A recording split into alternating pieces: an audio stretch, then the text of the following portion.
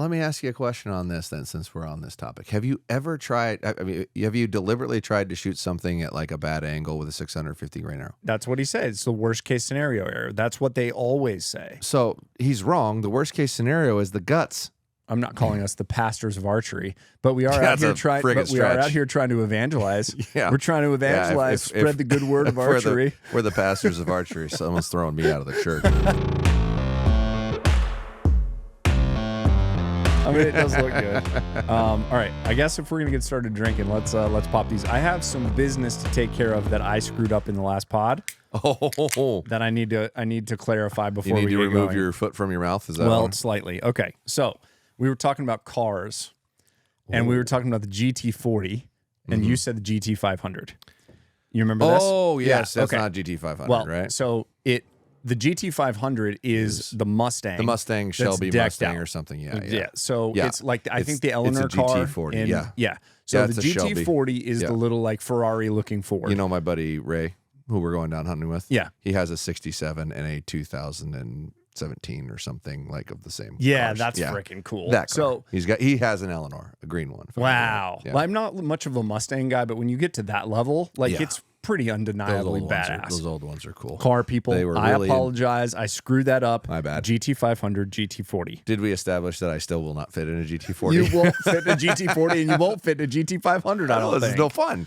Gosh, one of these days I am going to buy like a really cool car. A completely impractical, stupid. You have a slingshot. I know, but that's not a cool car. I mean, it's very unique. And to me, it was my affordable midlife crisis. I think I paid $13,000 for it or something like that. That is true. It's fun to drive, and everyone stares at it, right? Yeah. I get more looks than a guy driving a $100,000 car typically. But see this going down the road. There's a freaking mohawk and a big old beard. It looks like the Batmobile.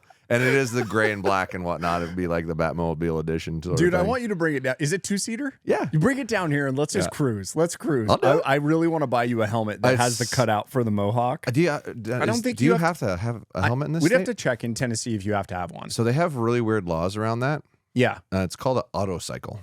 Okay. Technically. So it doesn't fall under the same categories.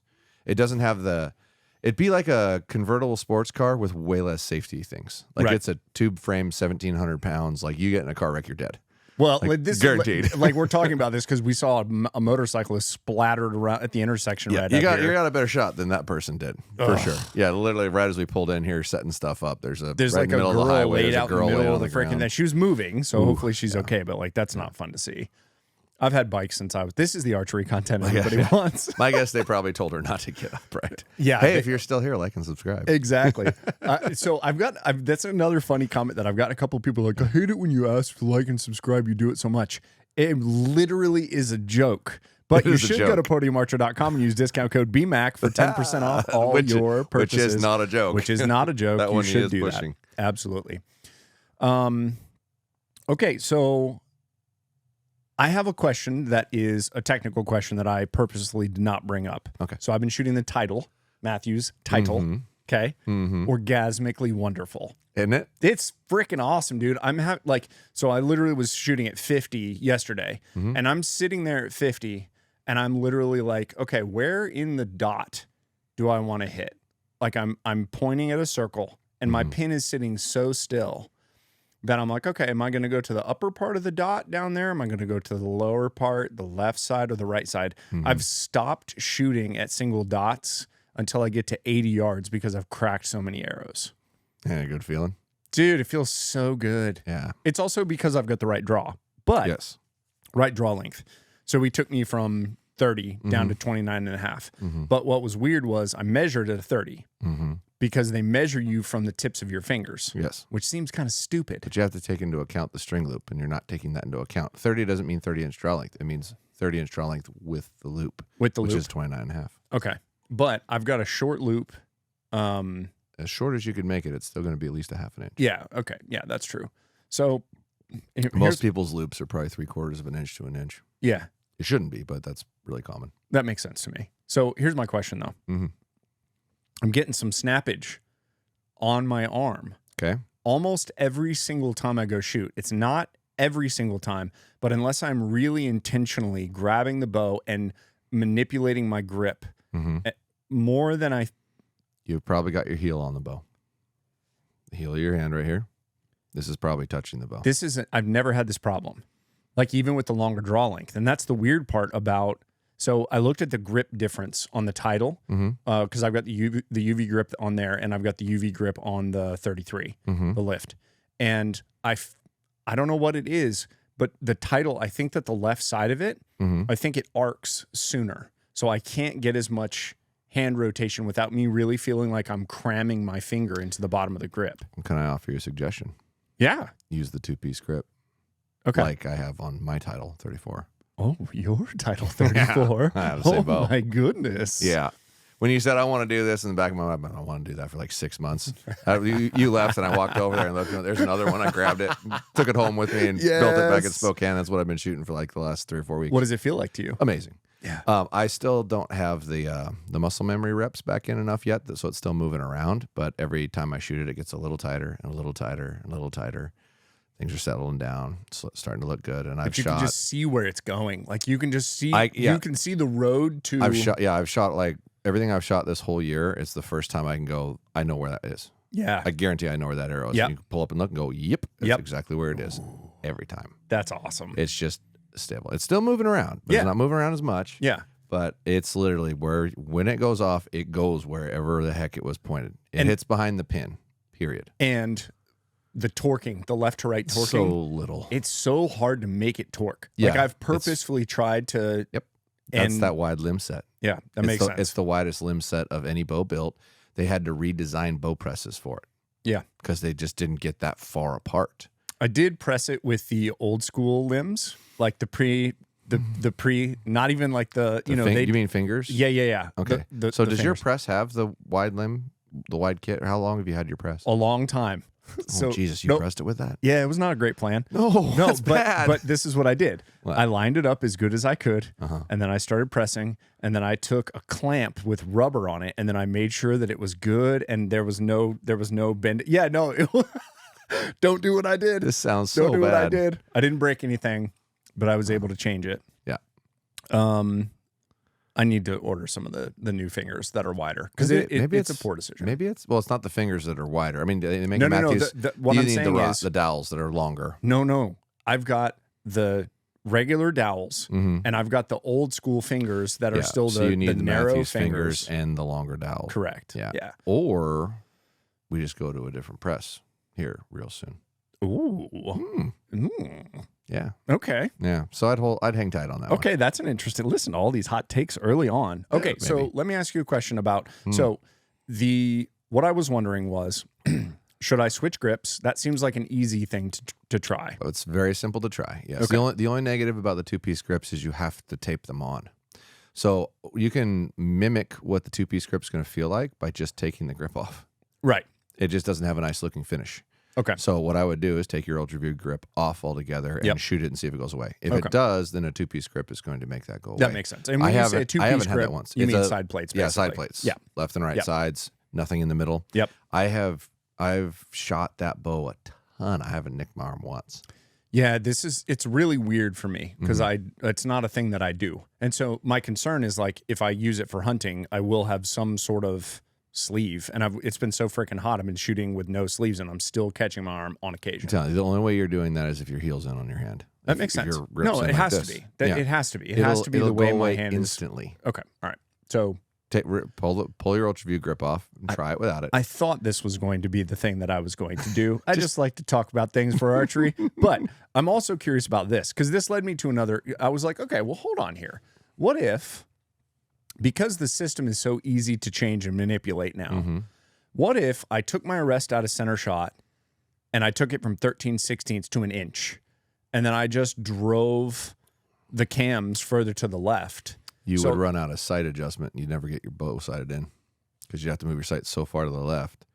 And I wouldn't move it that far. I'm pretty far right now. Okay, so if I'm moving, you're like I am holding my bow. I'm moving my rest this way and the cams this way. Your sight's got to go that way. My sight's got to go this way. Yeah. My sight is tucked behind the riser right now. So I've got room that I could move it over. Sure. But here, my question is, what am I losing by doing that? Am I losing a bunch of speed? No, you're not losing any speed. And in fact, it's not horrible. And have you actually measured it? Do you know it's 13/16, or is that just where you started at? It might just be a little inside. As simple as that. So what I would probably suggest you do is move your rest to the left at 20. Like go to 20 yards, move your rest to the left, move your sight to the left, and keep moving it till you're happy with your sight picture. And they're actually hitting on a line. Yep. And then go retune it. Yeah. Oh, that's an interesting idea. So then, all right, I have the sight picture that I want. Tune it, and then measure where the actual rest sits and say, how far off center is this?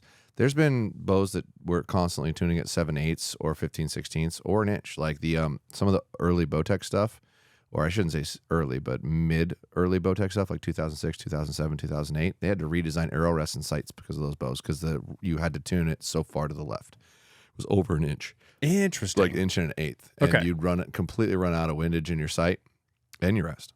So you couldn't move the rest over far enough to get rid of a tear. And that was all a wheeling related thing. Those bows had a really shit ton of wheeling. Right. Like somewhere in the engineering process, they kind of forgot about that or something like that. And the amount of pressure that was on it caused it to lean so hard that the bow would tune way to the left. Interesting. Yeah. Okay. So, I mean, it kind of makes me just want to try that, because it's something that I can set back so easily, because I can just remember where the hash marks are on everything, and then just like reset it if I want to. Yeah, like literally just look at your bow, look at it in front of you, move your sight to where it is where you want it. Yep. Go out to 20 yards and move your rest until you're hitting in the middle again, and then go retune the wheeling, which is one of the beauties of being able, shouldn't say wheeling, limb width. Limb width is what is changing that. It's affecting the lean of the wheel, but it's caused by your limb movement. That feature, which you can do on like 4 different brands now, is so awesome, because it allows you to do things like that easily. You can manipulate it little bit by little bit. Broadhead tuning. So it's the coolest shit you've ever done in your dude, life. You'll go out there with a, oh, you did it. Yeah. Okay. Tell me what you got. No, it was just, so I want to explain the mechanics of what is actually in the, like, just explain what the axle actually looks like to people. So, okay. So, you're explaining it? Well, what I'm saying is, like, on the actual axle on the left-hand side, it looks like the OG axle, like fixed axle with the Allen wrench that goes on the inside of it, on the end of it, screw on the end of it, and then a top hat. Yep. And then on the right-hand side, this is where the new stuff is, and I'll let you kind of explain what it is. Well, the entire, this is actually the left-hand side of it is threaded. The right-hand side is original.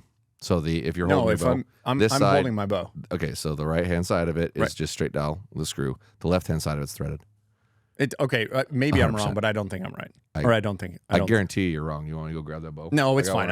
Let's believe the expert versus me. You're wrong. You're wrong. Sorry. The left side. Fuck you. I'm gonna it's right there. It's right there. So the side that's threaded is the side that has the wrench in it. The left side is threaded. This side is threaded. Oh, it's right. Okay, sorry. Yeah, the right side is threaded. Yes! Woo! I forgot it was on the opposite side. Yeah, the right side's threaded. The left side's straight.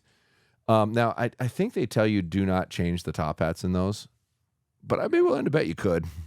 If you ran into a left or right issue that you couldn't get rid of, you could probably remove that. But the whole right side of that assembly internally is threaded on the axle and in the sleeve that it goes in. And so when you go to disassemble it and change your strings out, you got to take both of the end cap screws off and just keep unscrewing it till it doesn't thread anymore, and then slide it out. That was actually really, because I did that to switch over to the Gas X strings. Yes. Gas X was a poor decision for them, by the way. Terminology-wise? Yeah, because Gas X System X. It's called System X. I like to cut things short and call it Gas X. Yeah. So it was me changing my own strings was actually really informative. Yeah. Of how the actual system works. Yes, because you have to disassemble it to do it. You have to disassemble it. And it was a little intimidating to start, to be honest. I was a little intimidated the first time I did it. Yeah. I was like, what's in here? But the way it goes together, you're like, so this smart. is so simple. It is. And it just freaking works. Yes. Okay, so let me ask you one more question. On the left-hand side, which we've determined is kind of the old school way. Yeah. Do you, when you're broadhead tuning, would you loosen that left-hand side? Or would you leave it as it is while messing with the right-hand side at all? Is there any reason to loosen that end cap screw? No, the only reason you would loosen that end cap screw is to take it off. Take it all the way off. Yeah, okay. You should never have to touch the left side unless you're disassembling the bow completely. Okay, all right. You can leave that in there, and you actually need it in there, and you need it at its tension so it stays square with what's going on. That's part of why you I guess that makes you can't sense. leave the other side screw out. Right. Because eventually it'll shift on you. Okay. And then the tolerance of those two getting screwed together is what holds it all square. Yeah. So Okay. you can leave it out while you're tuning it, but as soon as you get it tuned, screw it back together. Okay. That makes sense to me. Yeah. Is it actually impacting...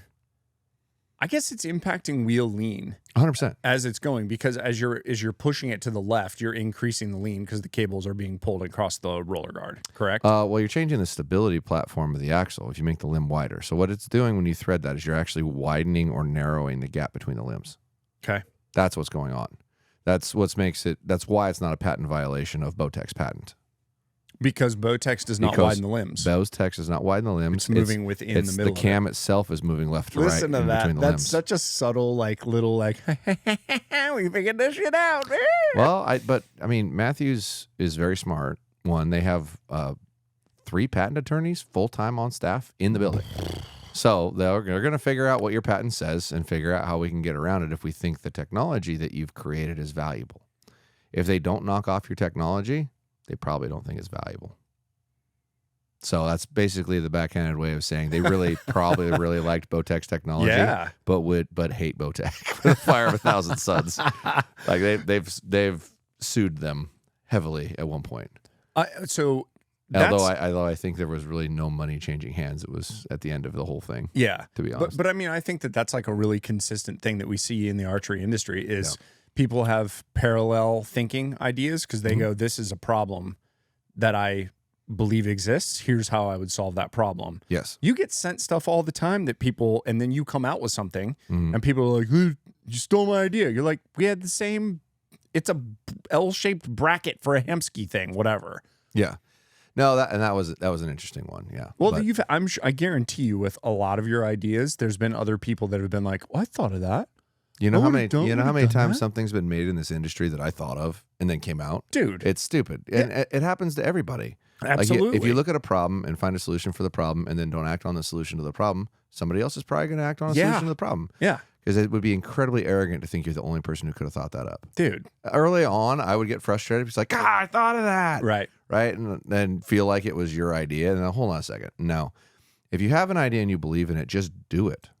But it's the doing it part and the investment in getting it actually done. Either you believe in it or you don't, man. A super deep jump. That's kind of what makes me different than most people. I don't care. I'll do it. You'll just try. I'll just do it. Josh will do anything once. I've done some pretty dumb shit so far. It hasn't worked out all that great. I've invested in certain things and spent money in certain things that didn't turn out well. And that's the reality of an entrepreneur, which I guess I'm willing to take that title as myself anymore because I really am. Like I look at everything as how can this functionally work better, and then is there a functional business behind this? I just look at everything that way. Sure, I always have. Yeah. But I think that your brain works that way. I've failed plenty. Yeah. I think from an entrepreneurial standpoint, I've probably been more successful than most because most fail a lot more than they succeed. I don't think I've failed more than I've succeeded, but I've made things, designed things, built things that I've got boxes of shit in the back that I never even sold them. Like, cause I got 3/4 of the way through it, and then something came out, and I went, great example, the mod saw. I had developed an entire product that looks so similar to us, not even stupid, and then it came out. I was working on a bow vise. Yeah, but wait, go back to mod saw. Yeah, because mod saw is something you guys are using in the shop still. Yeah. I was really curious when they brought it out and they replaced the OG basically grinder with a vacuum hooked up to it. Carbon Express, is the ones we had in here. The mod saw, it's still rocking, right? Yeah. No, I don't see any reason why it wouldn't work. I think the blade that's in it is actually better than the blades that we've been using. Okay. In general, I don't think you're going to have to change the blade out as often. Yeah. It's quiet, which is huge. I wish you could find a quiet shop vac because then it would really be quiet because now all you hear is the damn shop vac. I wonder if there's some other collection method for carbon that you could use. Yeah, you could. But all of them are going to involve some form of suction, which is going to make noise. Yeah. There's no way around it. No, because you're trying to pull it out of the air. Right. You're cutting it and it's getting in the air. No different than when you're cutting wood, sawdust gets in the air. It's the same idea. Yeah. But I had drawings and plans and was actually ripping apart a DeWalt Dremel tool. Because that's kind of what that is. Yeah, absolutely. Yeah, and small, and literally it's so similar to what they made. It's not even funny. So, but if somebody comes out with what they did. I 100% it is. Yeah. It's a Dremel tool. Yeah. Is what it is. But they hit the market and I went, well, throw that away. Yeah. We'll just use that. Unless they screwed something up or didn't make it as in-depth as what I would have made, which I am all for. I just want better products. And if somebody else doesn't make it, I will. If somebody else makes it, I will throw my idea away and recommend theirs, which I do. I recommend the Mod Saw every day. We're selling a ton of them. Was there another one? Oh, I was working on a bow vise like 3 years ago that grabbed from either side onto something, and so you could mount it to any part. Mm-hmm. And then I literally had I had bought a bike tool, it clamps on a bike. It clamps on the frames. I'd cut it off and welded it to a socket adjustable set and a ball head and handed it to my manufacturer and said, make this. Like I literally welded it on, dinked with it. This is perfect. I said, make this as close to it as you cleaner. can. Yep. Make this as close to it as you can and give me some micro adjust both directions. That's what I want. And he was fabricating it, and Last Chances came out. That's funny. Which is very similar. Yeah. However, theirs isn't very durable. I don't know what the deal is with it, but I think people probably use it incorrectly, but it's pretty easy to strip it out. So there's probably still meat on the bone there. I don't think anybody's actually made the best vise ever. But Last Chance probably needs to be just come forward and just up the game a hair, because if you've already gotten that far with it, what's the issue with the failure, and then just fix that minor failure. Their clamp system, just the way it threads in and threads out, because both of them equally move in and out like that at the same time. Yeah. And I think I sent one of those to Blake Kidder, and he broke it the first day he had it. They broke one here. Like it was the first, we didn't have the other vices that we use in Spokane, and they broke the first one we had within like a week. So there's definitely an issue there, and I'm sure their argument would be you're using it wrong or you're over tightening it, but it's trying to hold a 10-pound object away from a table. Like it probably needs to be a little more durable. Yeah, yeah. But these are the interesting things. Like you're not the only guy that I've heard.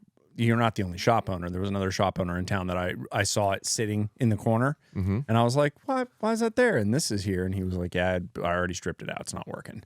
Yeah. So that's surprising to me too. From Last Chance, I don't know. I agree. Normally, their whole concept was simple and durable. Yeah, like that was. We're just going to weld everything out of tube steel. Yes, they're the arrow fletching the Last Chance arrow fletching thing. The OG that was the Master Pro. Yeah, Vane Master Pro. Yeah.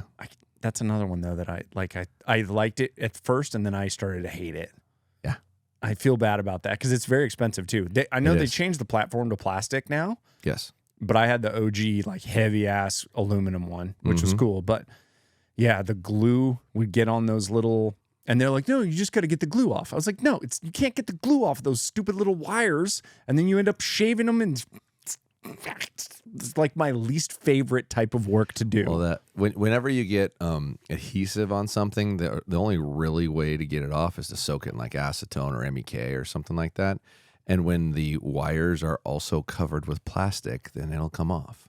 Like that was a short-sighted solution in my opinion. And that's just me. I could be wrong, but it's like, how are you going to clean that?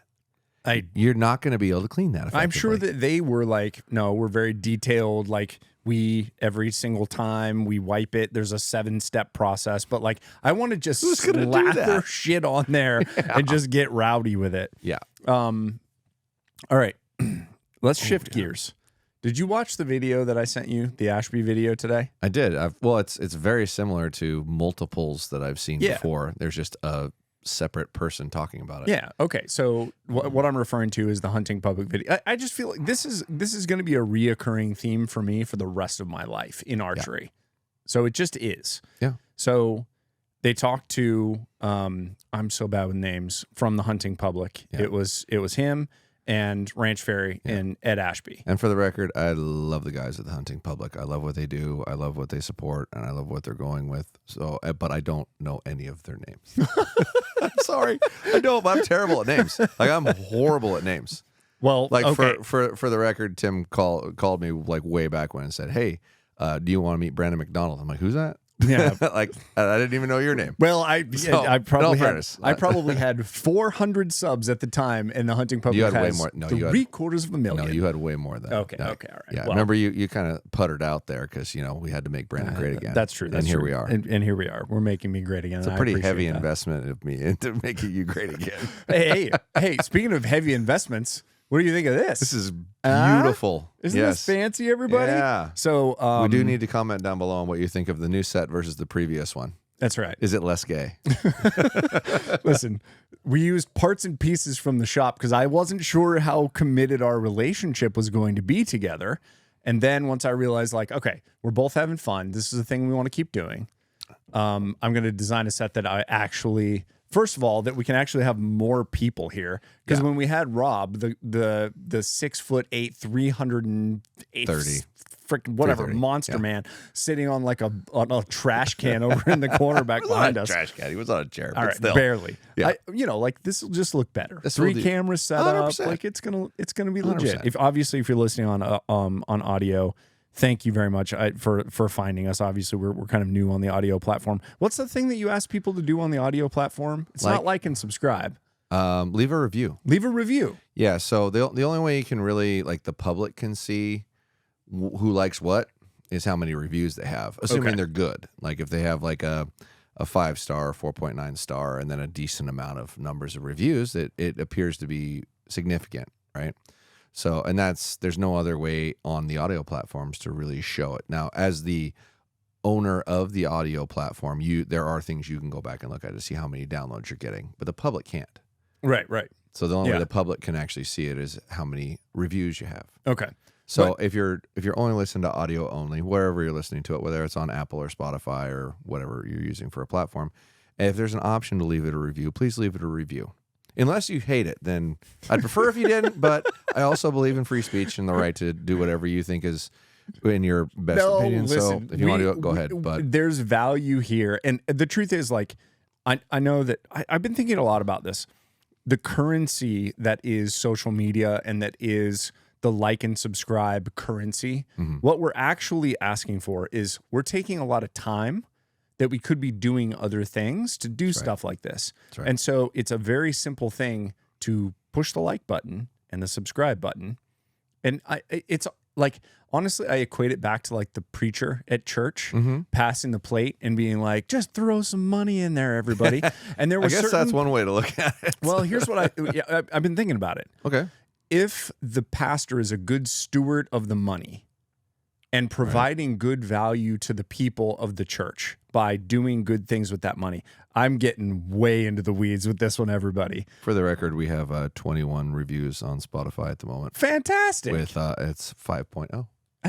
Everybody's perfect reviewing. Thank you. Yes, Thank you. Lovely. So I'm not calling us the pastors of archery, but we are out here trying. But we are out here trying to evangelize. We're trying to evangelize, spread the good word of archery. We're the pastors of archery. Someone's throwing me out of the church. I guarantee it. I did actually get a comment. I got a comment about a guy who said I'm unsubscribing because I can't handle the I think it was after the TAC videos, sexual innuendos and the swearing and all that kind of stuff. And I commented back, kind of ripped him a little bit, and I was like, "You're being real judgy. Like, this is a really judgy thing for you to do as a Christian, just FYI." And I'm questioning my faith. I'm thinking about this stuff a lot, and you can't hold me accountable to the same standard that you may hold somebody who has full buy-in. Right.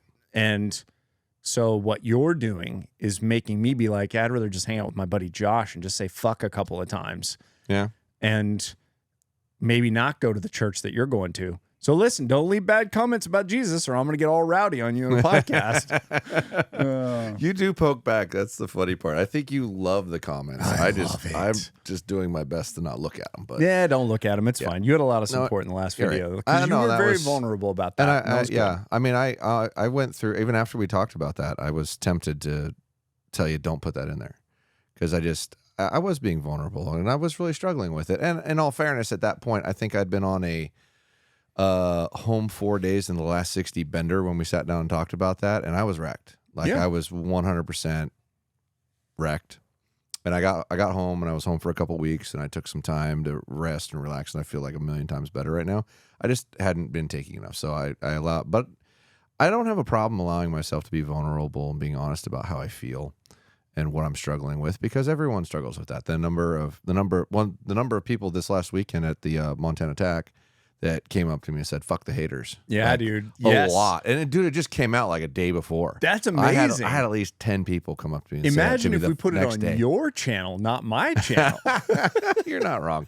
No, they're gonna find it one way or another. I know they will. All right? So no, that's easy but that's enough, amazing though, because what that means is, like, again, you're creating value for people, and that was the overwhelming thing that I saw in the comments on the last video. The last video, if you didn't watch it, you should go back and watch it, because Josh has a really like vulnerable moment where he just basically shares some like inside baseball on what's going on with, you know, what happens when he shares issues with a setup or whatever.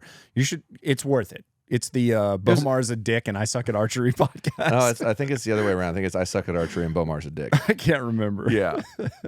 So and you know, the whole Bomar part of that, I think, got really overshadowed by the being honest about where I was at.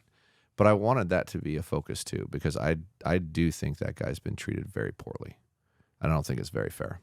Yeah, we'll see what happens in the future with him. Yeah. I'm really curious. Like, it's like I said, I think the fruits of a person's life show up over time. 100%. And so we'll just see what the fruits are of the.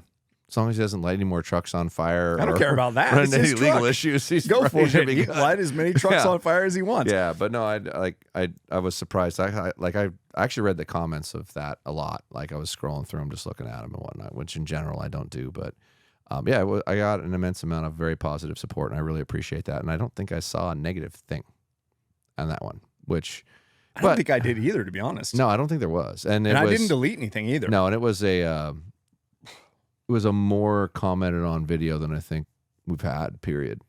But there, and the majority of what I got is, I've learned so much. Please don't stop doing what you're doing, and I don't care how you shoot. It doesn't matter to me. Yeah, which has always been the pressure of it to me was always a struggle, because I don't want to. It's more important to me over anything to make sure that I am educating and helping people and making them better. And if I do something that loses credibility to that, I'd just rather not do it. And that's where my brain was at. Like, if I shoot like crap, are they going to stop listening to and learning? Because at the end of the day, I don't care about the shooting. I'd love to go shoot with my buddies and never record any of it and shoot the animals where I want to instead of where those stupid rings are. That would be way better to me than anything. But if I don't, I don't know, if I don't actually go and participate in those things, they're fun. And I think people enjoy and are entertained by them. But at the same time, if something goes awry or goes wrong, it's something that I do need to communicate and share, so hopefully somebody learns from it. And you pointed that out prior when we were talking about it. It's just, I was exhausted at a weak moment. I was just like, I don't want to fucking do this anymore. I'm so sick of this shit. I really don't. Like, I'm like, God damn it. I'm like, I'm trying to be honest. You do it. Listen, I know. We've redoubled our effort. Our mental focus is back. We got support from the people. They liked and subscribed. Yeah. They bought stuff at podiumarcher.com using discount code BMAC for 10% off. All is well with the world. Let's talk about Ashby. All right. Okay. So great. Here I'm out mowing my yard. Like, I'm on my tractor with bush hogging, and my 18-month-old son is so upset that I'm not doing it with him. Because, like, that's his new favorite thing. I'll hold him and just bush hog, but I'm in like kind of a sketchier spot, so I'm not gonna take him out. Right. He loves it so much. So you do have some moral conscience about not hurting your child. I would like to not hurt my child. You're correct. Yes. So I'm listening to this podcast, and I hear the siren song of the heavy arrow again. I feel the pull. Did it pull you right back in? I feel the pull. Well, so I was. If you look at my channel and you go back a few years, I was hunting consistently with a 615 grain arrow, 615, because the area code of Nashville is 615. Well, there you go. That's not the reason, but it just so happened to line up. But I had some long ass shots on animals with a 615 grain arrow with a fixed broadhead on them, and they died I recovered them. I never shot anything with that arrow that I didn't go find and didn't recover. But here was the thing that like he brought this back up again in my mind. When you're whitetail hunting, 30 yards or less, how much of an issue, like speed to target, that's one of the things that's an issue. But I just don't find a lot of more downsides of using a heavy arrow. But I want to preface this. I want to have a little bit of this conversation with Josh, but then I want to lean into something that they talked about at one point where they basically said, Ashby said, I will shoot at an animal at any angle. Yes. With a 650 grain arrow. Yep. Now, it sounded like he would prefer heavier, but that meant quartering 2, he's taking the shot. Texas heart shot, he's taking the shot. Mm-hmm. Now, we need to figure out a better name for that too, because we can't call it the like Texas heart shot's too long. The pooper popper. Oh my God. For those of you that don't know what a Texas heart shot is, it's sending a sharp broad-headed arrow directly up the asshole of an animal all the way through its vitals. Okay, I'm going to cut out that part because what would be better if I said a-hole? No, okay. It's the animal is rear facing, or the rear of the animal is facing you. You have carefully stalked up that way, which makes a lot of sense. Actually, that I agree with. And it's a very good way to sneak in. He said, "Yep, their head goes down, you sneak forward, and right at the butt. But then he's willing to shoot them right up the poop chute with a 650 grain arrow. What do you think? Which part? Okay, let's back up and let's break this down into little bitty pieces. Let's break it into little bitty pieces. There's different responses for different parts of this. White-tailed deer. Yes. 30 yards or less. Yes. Heavier arrow setup. Heavy. Yeah. Okay. And I'll give you a benchmark for my setup. 29 and a half inches. Mm-hmm. I want to bring in a thing from earlier that we were talking about that you'll get mad at me if I say. So I won't say it. No, I want you to say it. No, you won't. I do. 80 pound, a title at 80 pounds. They don't make that. They don't make it. Please, Mathews, make that. A title at 75 pounds, whatever I'm able to twist it up to. Yeah, you could juice that out. I could juice it out. Okay. Yeah. So 10's a stretch. 650 grain arrow, fixed blade broadhead. But probably like what I would do is I'd go with probably like a 200 spine or a 150 spine with a 150 grain iron will, because I still want a little bit of a wider cut, single bevel. What's the issue with me using that for whitetail? Well, one, you're trying, like, why are you shooting a wide? Like, if you're shooting that, why aren't you shooting the best penetrating thing you can have? What you're describing is attempting to make the thing that would penetrate the best and then counteracting that by using a bigger broadhead. That's fucking dumb. What I'm saying is I have the ass to back up pushing something that is a cut-on contact broadhead, single bevel, wide. Which, when we say wide, why wide? It's not that wide. It's inch and a half. Not that wide. Find me a fixed blade broadhead that's inch and a half other than that one. And those do not fly good at distance. I'm at 30 yards. I understand. But here's my point. Do you want to penetrate or do you want a big hole? Which do you want? Because you can't have both. You can't have both? You cannot have both. Why can't I have both? Even if you shoot them with an inch and a half wide, it's still not going to bleed that much because it's a main lead cut. The only thing that puts a big hole in things is the slap cut of a mechanical on a two blade, because it stretches it before it cuts it, right? You shoot an inch and a half wide iron will, it's going to be an inch and a half hole, period. It's not going to get bigger. What creates that bigger hole is when you push into the skin and the skin stretches before it gets a chance to cut with the blade. So like that's where you get big holes. Like Schwacker. Schwacker gives you an exit hole. It doesn't give you an entry hole that's of good size. But it's got the chisel tip on there. But it's still, the blades don't open until it's inside. Okay, so a sever of like 1 3/4, 2 inch will give you a slap cut. Okay, are you advocating for the slap cut? No, I'm saying if you want something that puts a big hole in it, you use things designed to put a big hole in it. But if you don't try to make something that isn't designed to make a big hole, make a big hole. It's the dumbest thing. I love Bill. Bill, if you're ever listening, I love you like a brother. I think you're awesome. I think the wide's stupid. Period. Either you buy something to penetrate or you buy something to put a big hole in it. You don't try to do both. And my belief 100% is if you take an iron will, which is probably one of the best penetrating broadheads under 200 grains made, period. Okay, so if you're 150 or 125, I don't think you can find something that'll penetrate better than one of those. Okay. God's truth. But I don't think you need any extra kind of weight in it to penetrate. It's the type of broadhead you're using, not the physical weight. And when you're sitting there listening to those guys talk, right, they're griping about 3-blade broadheads, which if you're trying to penetrate, I agree with. If you want a wound channel that won't close and you'll see more blood on the ground, shoot that. But if you're trying to penetrate, I agree with them 100%. I am not 100% convinced that the 3-to-1 cut ratio or the 2.5 to 1 cut ratio was the that's the premium, but you're only going to get that in a 300 grain broadhead. And who's going to use that? Because now you're talking about a 700, 800 grain arrow by the time you're done. Because they don't make 3-to-1. Think about that for a minute. 3 inches long, 1 inch wide. Yeah, no, he said they don't make it in, and there's none in existence that are at a normal shooting weight. There's no 100 grain that, because it would be tinfoil. There's no 200 grain ones. There may not be. There may not be. It's not possible. Okay. Right. So, but I am not 100% convinced that part's that important.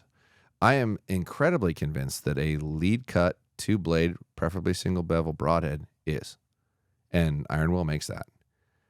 I really, truly believe it. I think you could probably do the same thing with 450 grains that he's doing with 650 grains, or did a long time ago with 650 grains and way less energy.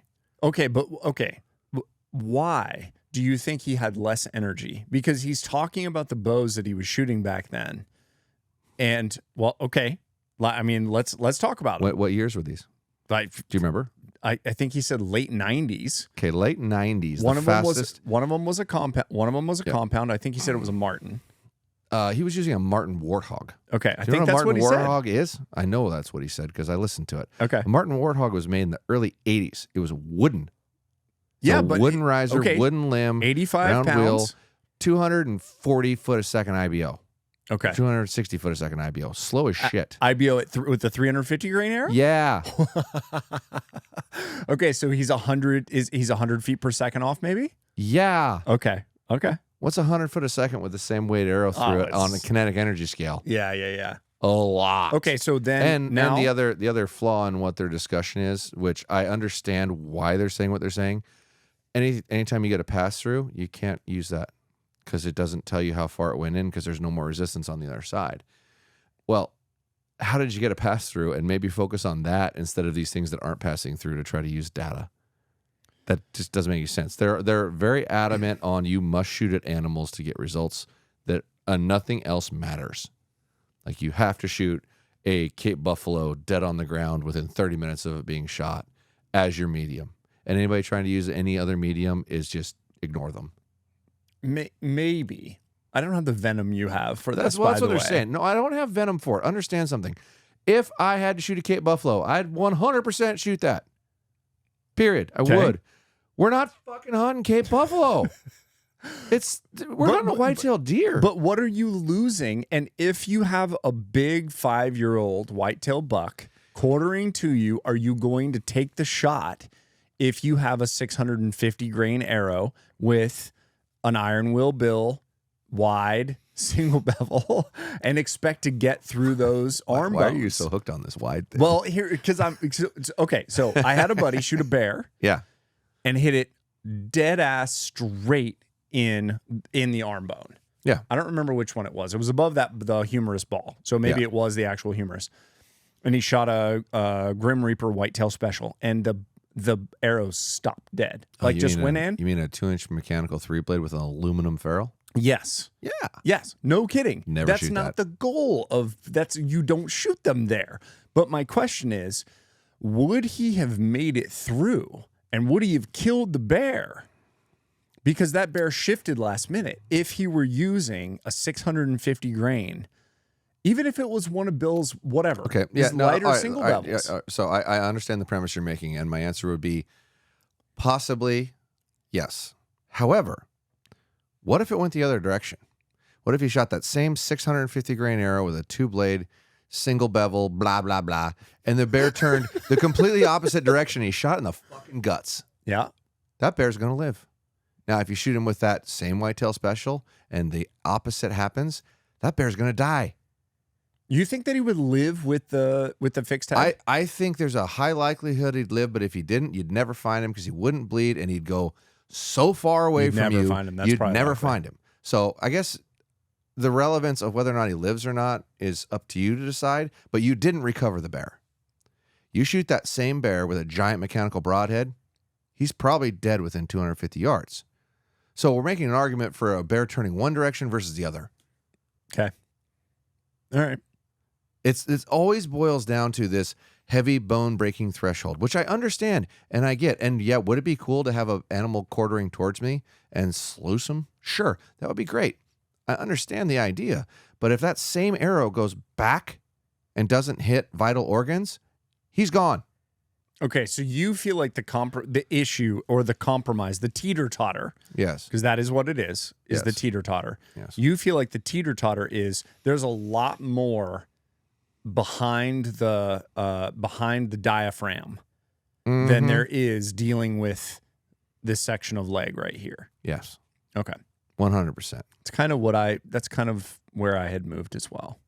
Well, if you think about it, if you dice it up into pieces, there's a lot of chest cavity and stomach area to hit versus a little bit of shoulder. You're talking about trying to design something on the off chance you hit the 10% of the animal that you can't penetrate, as opposed to the 90% of the animal that you're going to penetrate no matter what. Right, because that is true. You're going to penetrate no matter what. 90% of what you're shooting at is easy to pass through. 10% isn't. You're going to build it for the 10% that's hard, as opposed to the 90% that's easy. That's what he said. It's the worst case scenario error. That's what they always say. So he's wrong. The worst case scenario is the guts. It is. Because there's more of it. There's a 50-50 chance if you hit him in the shoulder, you're still going through. You're getting into the vitals somewhere. You're not going Even out the other side with anything. Okay. There's a legitimate possibility. You think it's 50-50? I think it's 50-50 if you hit it hard in the shoulder, that whatever broadhead's on the front of your arrow, there's a 50% chance on a deer, on a white-tailed deer. Okay. There's a 50% chance you're going through the shoulder. You're not getting through the other one, but you're going through it if you're shooting a reasonable amount of weight and a well-tuned, appropriately spined setup, which most of them aren't. So that's part of your problem. But you're literally designing something for the 10%, not the 90%. And the reality of it is, if you do the math, you have a 10% chance of hitting the wrong shit and a 90% chance of hitting everything else. Breaking my table. Sorry, that's right. I told you, don't start slapping the table. Well, you did the heavy arrow conversation. Of course, right? But no, think about it. You're talking about 90% of the goddamn animal that you can penetrate through with almost anything and 10% that you can't.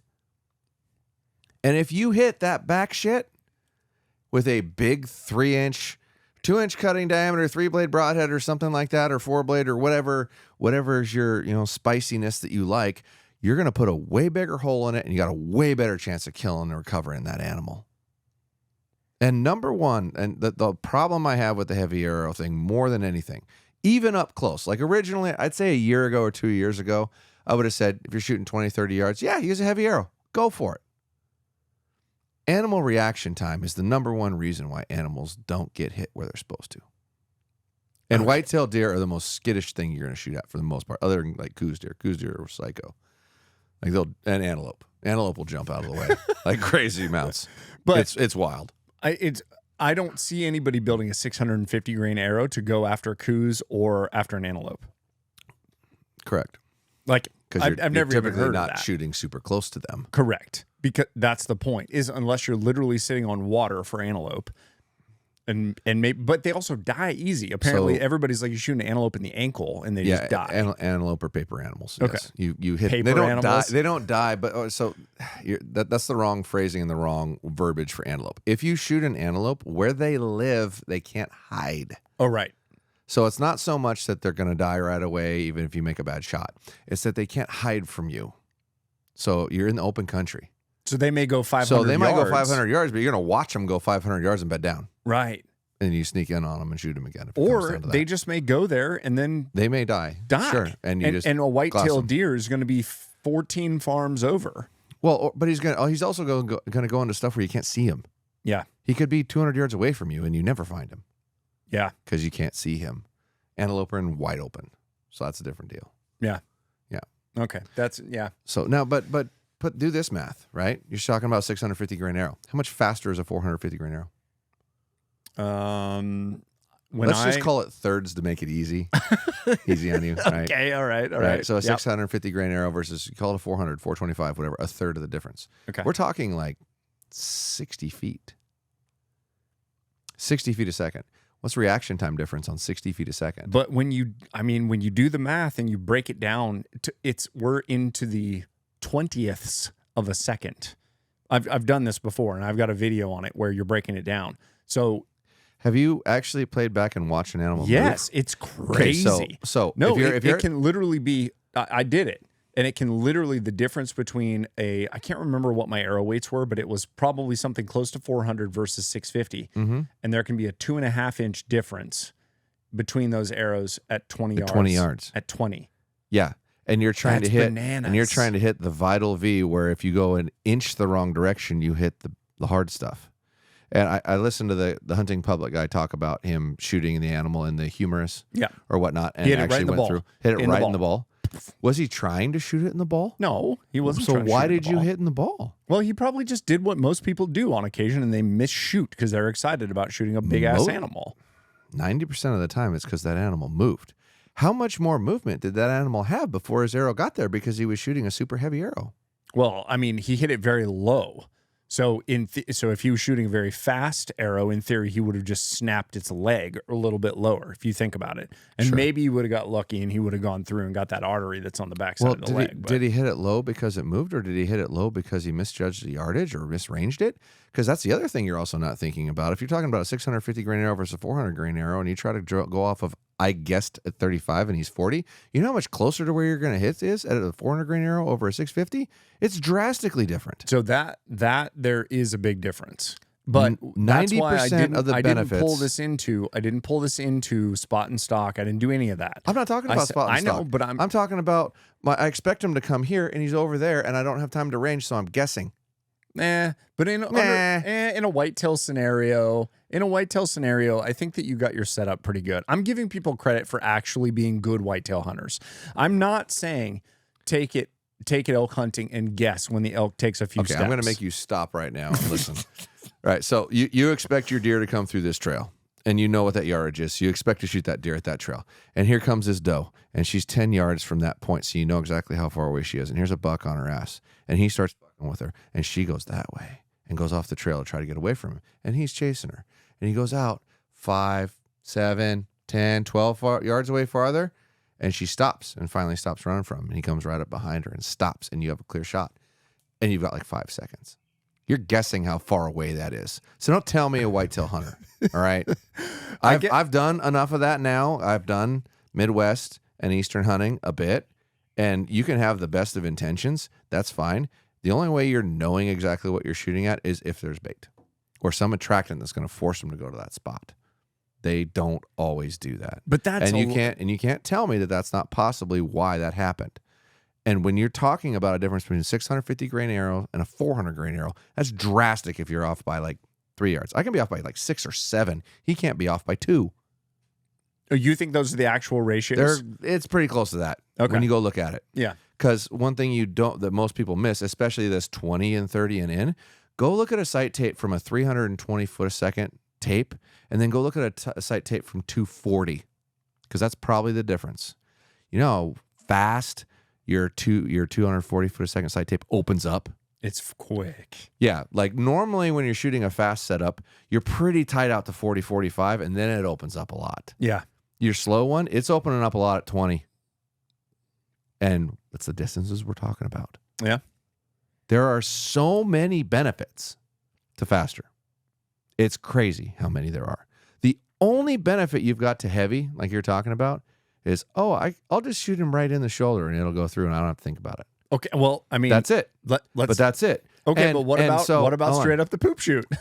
It won't matter. You can shoot a 300 grain arrow straight up the poop shoot. No, you know why? you have to hit. You can't. Brandon. You can't hit hips and all that stuff back I know. there. I understand that. The soft tissue. Great example.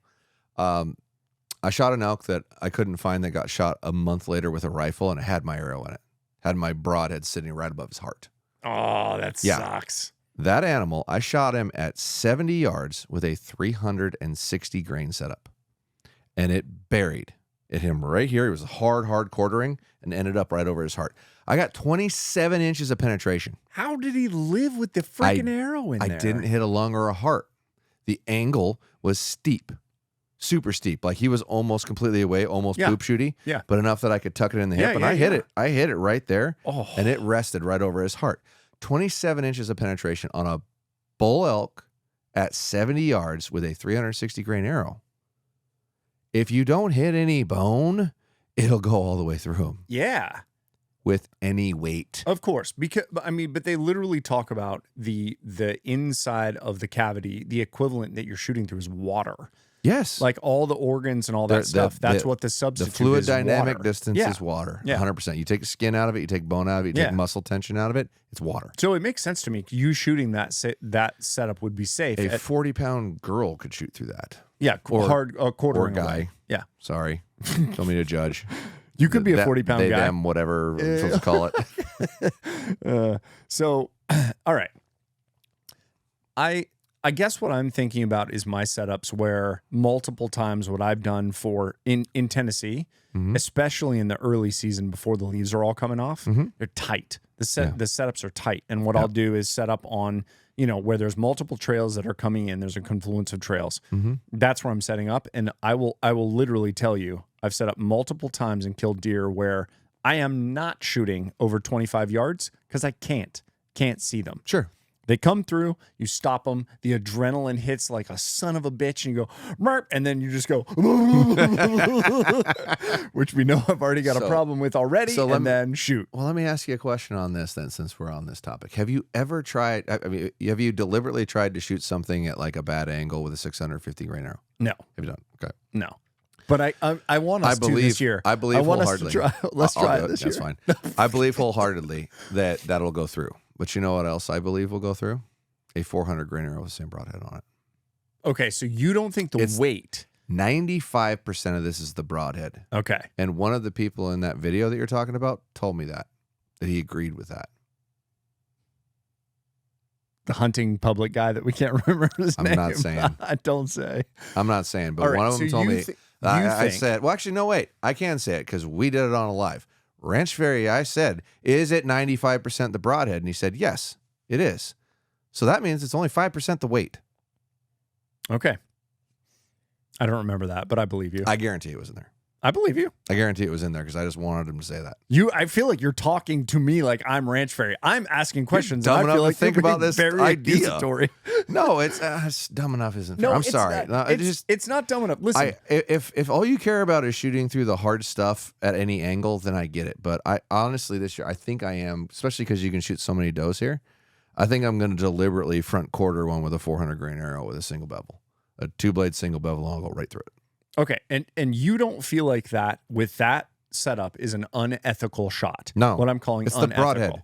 Okay, it is the broadhead. Okay, period. So you think that a well-tuned arrow? When we're talking about deer, for the record, do I think you should shoot a Cape Buffalo like that? At some point, momentum matters, but it's 10% maybe when you're weighing it out. Yeah, I mean, they were talking about shooting Cape Buffalo with ribs that are just under an inch in diameter, the rib bones, and they and they that's overlap. Monstrous. Yeah.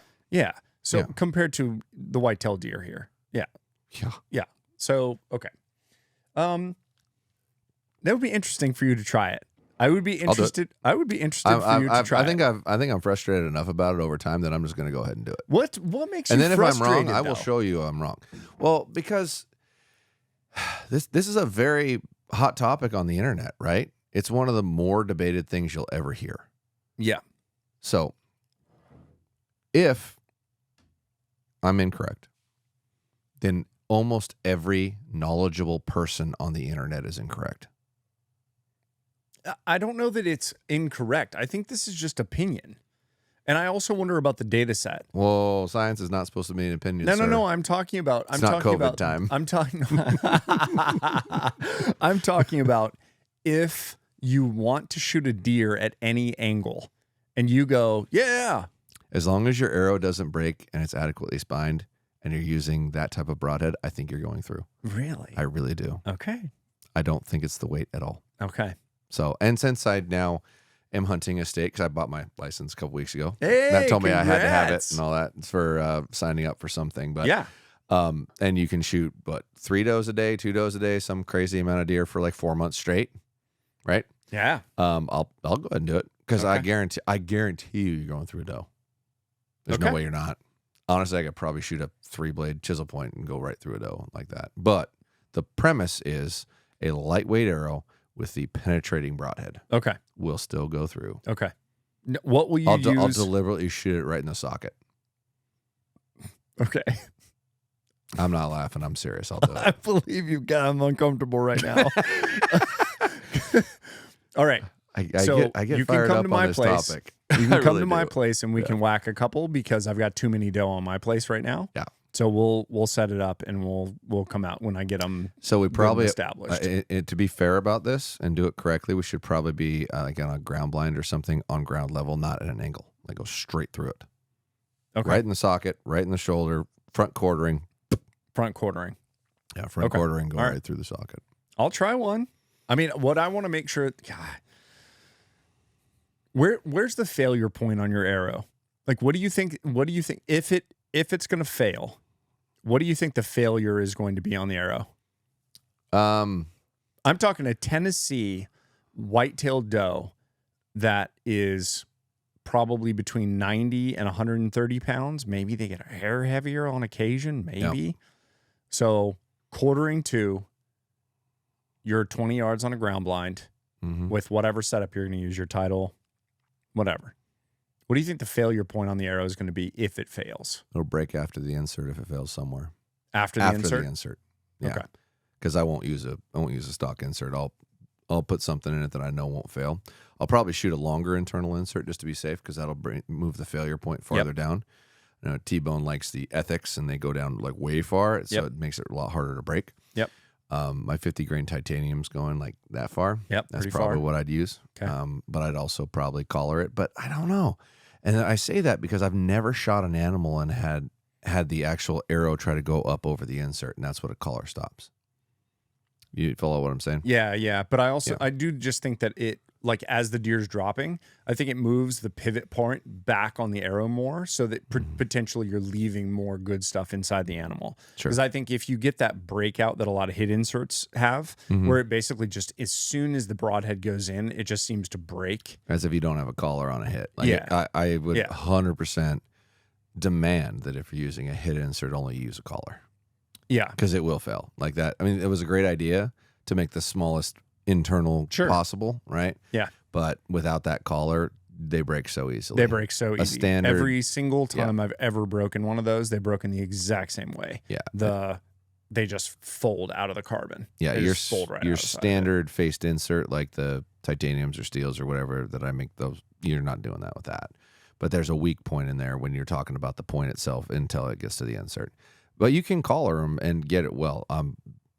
Iron Will does really good stuff, but you got to make your arrow like an inch longer to cover over it. That goes way down over the sleeve and way down over the insert. Like if you're going to shoot a hidden insert, that's a good way to do it. I do also make those. I make my collars about half as long as his because I don't want that much extra arrow in there. Well, I don't think it's necessary. I don't think you're encouraging people to do what you're talking about potentially doing, which is like taking a hard quartering 2-shot directly and trying to bounce it off the top of the humerus bone. Yeah. Okay. Okay. We can go down to Texas and we can shoot some cold deer that way. Sure. No, I would think we'd have more time here though. Yeah, we may. I think that the thing here is, well, I guess now that we can feed, we can bait, we'll probably draw them in a lot more frequently and a lot more focused. A little more controlled. Well, what I've been position. thinking about is just like what distance to shoot them at. Cause I've got a couple of setups where I've got a lot more space at my house now. And I've, like I shot one at 80 a couple years ago. I shot one at 60 a couple years ago. And so that's been a little more my thought process. But now that I can throw a corn feeder out, 28 yards. 28 is the magic number. That's where it's at. And then how high do you need to be in your tethered saddle up in the air? I don't know why you'd be high. That doesn't make any sense. I'm going to be high. I don't care what people say about that. I want to be high. If you're running a bait, like if you got a fixed bait position, you're in a tower blind, not a saddle. Yeah, I mean, you want to move around because of that, then I get it. No. I would like see. You know what the funny thing is? Like I've been in the saddle even when I'm just normally setting up something at my place, like as a normal setup, just because I just kind of like it. Like it feels like I'm a kid. Like I feel like I'm a kid crawling into like a some sort of tree house type thing. I totally agree with the idea of a saddle when you're moving around a lot, or you're hunting public land where you can't leave anything up. Yeah. But if you're hunting over a feeding point that's always in the same spot, you can contain your scent and your noise and your movement a lot better. It makes so much more sense. It's true. It's a lot more commitment. Like it's a lot more expensive, but I do agree that when the weather gets bad, you really like it. Well, or like my son, like bringing Felix up into the blind and Jocelyn. Yeah. Like we can literally sit there with the iPad in front of him. And then when a deer comes out, I can be like, hey, turn off Miss Rachel. Look what's about to happen. Just put the earphones in. You don't even have to turn it off. No, I mean, I think he would pay attention. The funny thing is he calls to the deer. He goes, and that's that's the wrong thing to do. That's the wrong move, buddy. That's the wrong move. He's bro. 19 months old. He doesn't understand. Yeah, he just right. knows that's the sound deer make. Mm-hmm. Yeah. That's the sound deer make when they're mad at you. Exactly. But that's the song. That's what he knows. What he hears. Make. Yeah. The caution. Okay. Well, you just got off a long plane ride. That wasn't too bad. It was only like 3.5 hours. Yeah, that's a long plane ride. Yeah. Coming back from Montana. I still don't understand how there's a direct flight from Bozeman, but not a direct flight from Spokane to here. That is weird. That's weird. A direct from Bozeman to Nashville. Yeah, apparently there's rich country people that want a direct flight here and back. It was just Kanye West, who's got a condo downtown Nashville, and then he's got a bunch of land in Montana. Yeah. I don't know if he has a condo here. I assume he does. Oh, he probably has a condo everywhere. He probably does. Yeah, where he lets we his go? weird wife and walk around mostly naked downtown. That is weird. That's weird. Not gonna lie, that's weird. That's a weird thing to do. That is a very weird thing to do. Kanye's a little bit of a weird guy. I get it if you want her to walk around your house or something that way, but in public, maybe he's just proud of what he's got. Hey, if you want your wife to walk around naked in public, like and subscribe. Discount code BMAC at podiumarcher.com for 10% off. You want to say anything else about this one? Yeah, I think I'll throw a little caveat in there. I don't mean to come across so harsh on the heavy arrow. You thing. do. It's not John Dudley talking to Ranch very harsh, but you're real. I'm energetic about it because I know there somewhere in there's some things being glossed over, and I don't know if it's deliberately or accidental, but there's things being glossed over, and they're never talked about and they're never discussed. And I will preface this again by saying, if you want to shoot a Cape buffalo or an elephant or a rhino or something like that, you should absolutely do that. But we're not shooting those animals most of the time. And honestly, in all fairness, if I was hunting pigs at 20 to 30 yards, I would use that because they don't react. They do react based on some of the videos, man. Not that fast. They don't get down like deer get down. They don't get down like deer. They might roll and might turn, which once again reinforces why you should use that.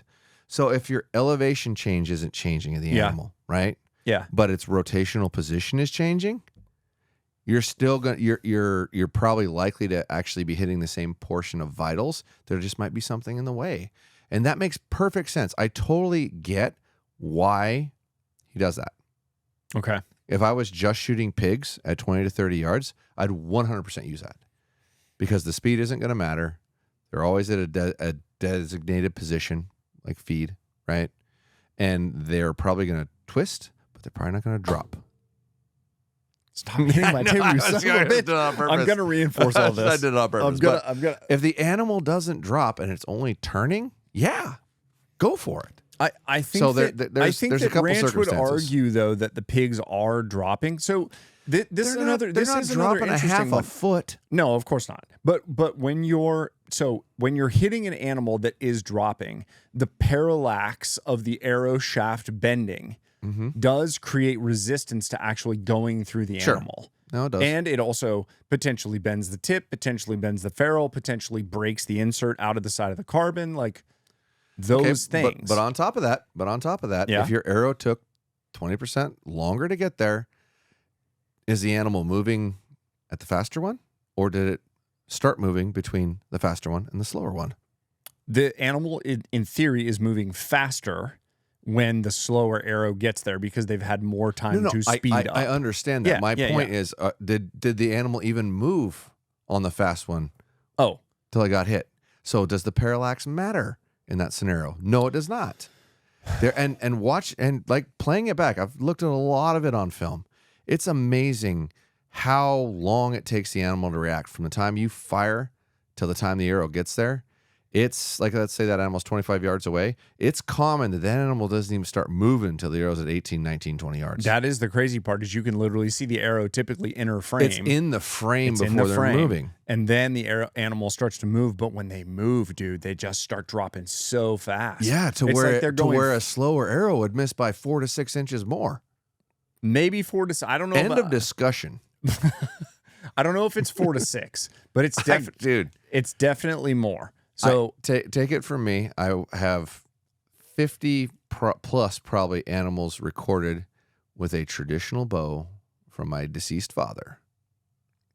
12 inches of movement at 20 yards before the arrow gets there is the average when they're keyed up. Where is he aiming? He's just like aiming at belly the line. upper belly line. Belly line. That makes sense to me. Because they're going to duck into or it. lower. Belly line or lower at 15 to 20 yards. Yeah. Because it's slower. And he was shooting 200 feet a second. Dude. It's not that much different than that 240 mark. And almost every bow I've tested this entire year at 70 pounds with a 650 grain arrow, and I deliberately picked 650 because that's the bone breaking threshold. And the guys that like heavy arrows, that's what they're going towards. Sure. So I figured it was logical to test the bows with Makes that sense. arrow. I think there was one bow that hit 250. One. They were all under 250 versus 340 or 330. So that's your average difference from a 350 to a 650. 450s were almost all right at that 300 or just under it or just over it. Right? It's a pretty big difference. It's a big difference. You don't think that the parallax has much to do, like when the actual impact paradox is what they call it. When I think the impact paradox does have a decent amount to do with deflection, but I think you have a less chance of having an impact paradox shooting faster because they don't have as much time to react to have the impact paradox to begin with.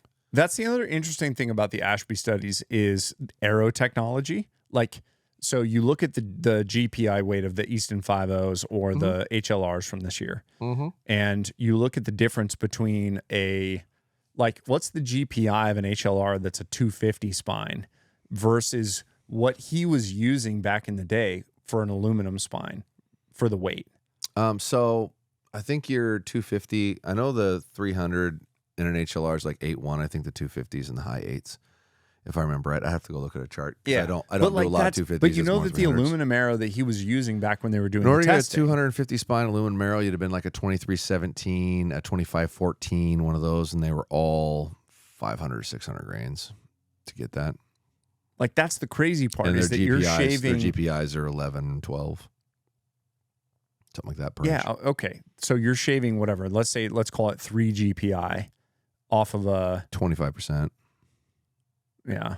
Okay. It's not as much as I thought it would be, though. It's, I mean, if everything else is equal and you have a equivalent built 450 versus 650, the difference is going to be in the arrow GPI only. And if you got a 30 grain arrow at 200 grains, that's what, 7 grains per inch difference to get that? Is that right? No, because you were talking about a 3 GPI difference for a 30-inch arrow is 90 grains. It's been a long time. It's been a long time since I've even looked at the GPI of an aluminum arrow. I bet you an aluminum is way heavier than that. 2317s are probably 12 or 13 GPI versus like 8 to 9. We should look at this. I would be curious. We don't have to look at it now, but I would be curious to know. Like, that's a thing that I was curious about when I was messing around with the testing as well. So there was one test that he did that I found visually very interesting. He takes he drills a hole in a desk, and then he takes a ball and puts it on the back of a dowel. And he takes that ball and he puts the end of the dowel in the table, and then he pulls the ball over and lets it go. Boom, boom, boom, boom, boom, boom, boom, boom. Sure. And then he takes a stiffer dowel and he puts it in the same hole, and then pulls it, and then boom, boom, boom, boom, boom, and the thing goes through the table in like a third of the time. And was that stiffer dowel heavier or just stiffer? I don't know, actually. Because the only thing that mattered there was stiffness, not weight. So that's what I'm talking about, though, is stiffness. Because you're getting a stiffer arrow now with less arrow weight. So on this one, I'm on your side a little bit. Not a little bit. I'm on your side on this one because if the arrow is stiffer, you deal with less impact paradox. Correct. So you have less resistance going through the animal with a lighter arrow, but it would have been, in theory, the same as an aluminum shaft from 30 years ago. Yeah, and another interesting thing on that paradox, right? If you're talking about the impact movement, if that arrow's heavier, is it moving more or is it moving less?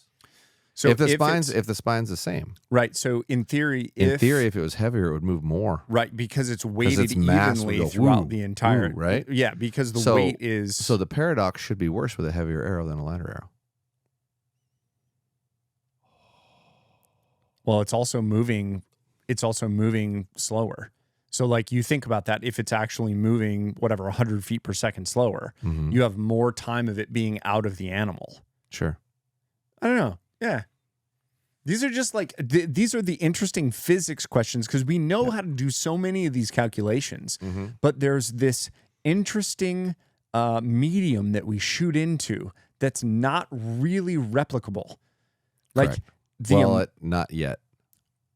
I would listen, please nail it down. Get it down. Get it done. Do the thing. Easton, whoever. The science is there. The way to measure it's there. You just have to put some time in. All right. Something I have so much of. Listen, you took 3 days off before you did all, like, you rested I took 3 days off and 2 days off. Yeah, stop doing that. Because I thought I was going to die. I'm glad you did not die. You know what? The other thing. I'm glad I did not die. I'm glad that camera didn't die. That camera didn't die. That camera didn't die. They're all still rolling. I know. Yeah. All right, I think we should wrap her up. Wrap it up, buddy. It was a good podcast. How do you close this? Well, I close it by, I feel like you're going to punch me when we stand up because I felt like the aggression. No, I have a distinct feeling that part of this conversation was deliberate to try to spicy. Yeah, I am not dumb. I know what you're doing. I know how heavy your arrows are that you're using, sir, and they ain't that heavy. Oh, I've dabbled in the dark arts of heavy arrows, my friend. I have dabbled. Yeah, it's called dirty dicking. You might want to get checked. Hey, thanks everybody for watching. Nobody makes it this far. If you made it this far, comment down below that you made it this far. Follow me at Brandon McDonald _archery on Instagram. Follow Josh at Podium Archer on Instagram. Follow Josh's YouTube channel at Podium Archer. You probably already do. That's the reason that you're here watching us. What's the comment down below on Spotify? Leave a review. Leave a review. It helps more than you know. Leave a review. It's the only way you can really measure if people are watching this or not from the public standpoint. All right, I like it. Use a discount code BMAC at podiumarcher.com for 10% off all your purchases. And next week, it's not all. We're going to talk about Josh and my matching Mathews titles, touching tips. I heard an interesting phrase this week, and they said it's only gay if you touch. Townsend, you're a dirty dog.